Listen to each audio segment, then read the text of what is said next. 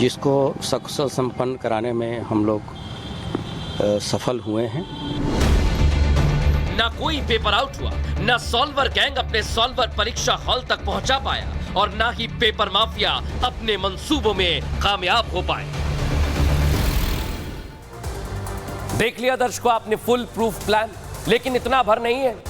इसके लिए कड़ी मेहनत और कड़ी तैयारी की गई है। क्या किया गया है आइए आपको बता देता हूं। परीक्षा के लिए दर्शकों अलग अलग एजेंसियों को काम दिया गया था और पेपर प्रिंटिंग का काम अलग एजेंसी को दिया गया था। समझ गए थे योगी आदित्यनाथ। एक एजेंसी को पेपर बनाने का काम दिया गया और बड़ी बात आपको बता रहा हूं, एक एजेंसी को पेपर बनाने का काम दिया गया था तो दूसरी एजेंसी पर भी पूरी तरह से नजर रखी जा रही थी। पेपर किस परीक्षा कहां पर होने वाला था किसी को कोई भनक नहीं, कुछ नहीं पता था दर्शक। और यही बड़ी बात है, एजेंसी और प्रिंटिंग से जुड़े कर्मचारियों पर नजर रखी जा रही है। प्रिंटिंग प्रेस से कोषागार लाने का काम अलग एजेंसी को दिया गया था। पेपर सेंटर तक लाने का जिम्मा मजिस्ट्रेट को दिया गया था। सेक्टर मजिस्ट्रेट पुलिस अफसरों को भी जिम्मा दिया गया था।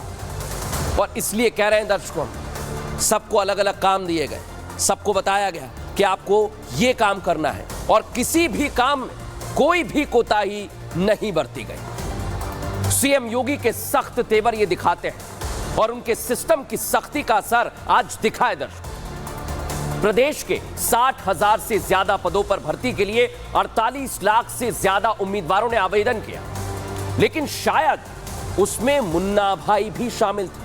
और यही कारण है दर्शकों कि आवेदन करने के बाद भी कई लोग एग्जाम देने के लिए सेंटर पर नहीं पहुंचे, जो अपने आप में बहुत कुछ बता रहा है, कह रहा है दर्शकों। समझ लीजिए, क्योंकि आपको कुछ आंकड़े आज मैं दिखाने वाला हूं। ये आंकड़े क्या कहते हैं समझ लीजिए। क्योंकि मुन्ना भाइयों ने योगी के प्लान के आगे सरेंडर कर दिया है।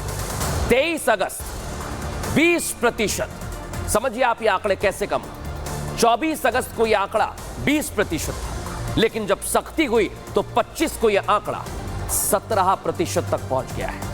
और जब 30 अगस्त को यह पाली की परीक्षा हुई तो यह 13% तक आ गया। सोचिए आप, 20 से 13 आ गया। उत्तर प्रदेश के दर्शकों 67 जिले थे।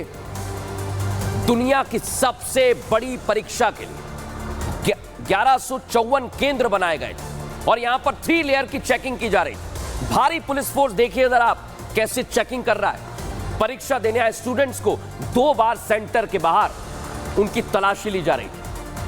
एडमिट कार्ड से लेकर पहचान पत्र तक एक एक चीज चेक की जा रही थी। स्कूल के बाहर ही स्टूडेंट्स के बैग और दूसरा सामान रखवा दिया गया, कोई गड़बड़ी ना हो, ताकि नकल की गुंजाइश ही ना हो। इसके बाद सेंटर के जब अंदर गए तो फिर से चेकिंग से गुजरना पड़ेगा।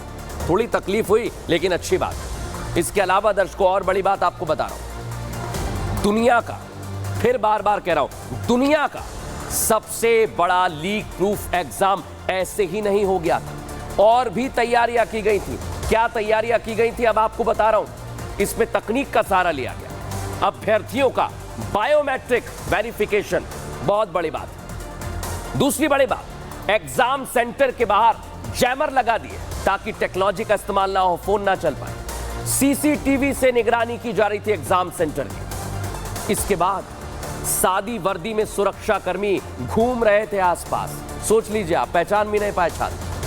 ड्रोन कैमरों से भी चेकिंग की व्यवस्था रखी गई थी ताकि कोई भी मुन्ना भाई जा ना पाए। लेकिन आप सोचिए, रिपब्लिक भारत भी ग्राउंड जीरो पर पहुंचा, बातचीत की, किस तरह की तैयारियां थी, आइए आपको दिखाते हैं।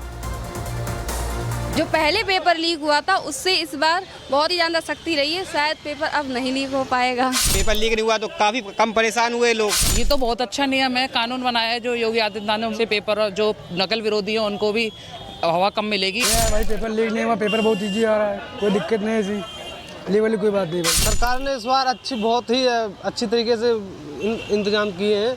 अगर शायद ऐसा रहा तो आगे से कोई भी पेपर लीक ही नहीं होगा। योगी जी ने बहुत अच्छा काम किया है, जो कानून बनाया है, ये हिसाब से आगे करके कानून बनाएंगे तो आगे करके ये कभी नहीं होगा कि कभी तो पेपर लीक वगैरह होता है तो कभी नहीं हुआ जाता।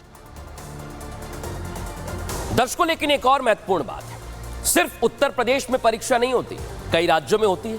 लेकिन योगी आदित्यनाथ का मॉडल जब हिट हो गया है तो दूसरे राज्य भी इसे अपनाना चाहते हैं। देखिए हमारी इस रिपोर्ट में।